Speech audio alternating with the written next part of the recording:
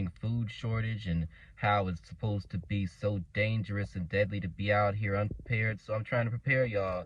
Check out all these preservation techniques that these sisters and brothers have been doing for centuries. And, just some of the stuff that they're showing you about the daily life. It's very simple and elegant. Let's get it.